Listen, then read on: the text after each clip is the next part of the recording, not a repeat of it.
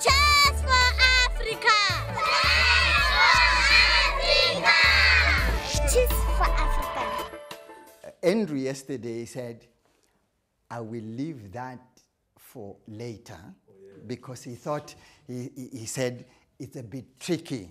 And it is not what you are saying, right? En passant is something different, right? Maybe I can show you how en passant would work, right?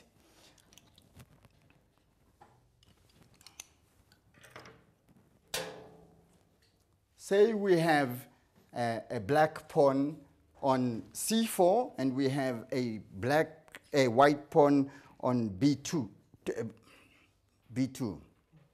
right? Now, white is to play in this case, right? I'm white, I'm to play. I am taking the options of taking 2 steps at a time, right? So what do? I go 1, 2. Now, you must realize that when I take the first step, what am I going through? I'm allowing, or that step allows the black pawn to actually take the white pawn. So I am passing a threat. So I have an option of saying 1, 2, I've passed the threat. So this black pawn can then use the en passant rule and say, you have to go back 1 step. And black can then chow.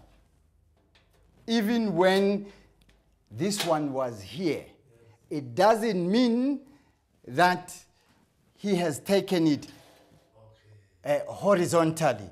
It simply means he has used a rule, that is an established rule, that if you pass a threat on your way while taking the option of taking 2 steps at a time, your opponent can then raise the en passant rule. Right? And you must remember that en passant is a French word, right? And it means in English, in passing, right? En passant simply means in passing, right? It also means by the way, right? So on his way to taking 2 steps, right? He went by a square that is threatened. So the opponent has the right to say, hey, en passant, go back and I can chow you. But that is also optional.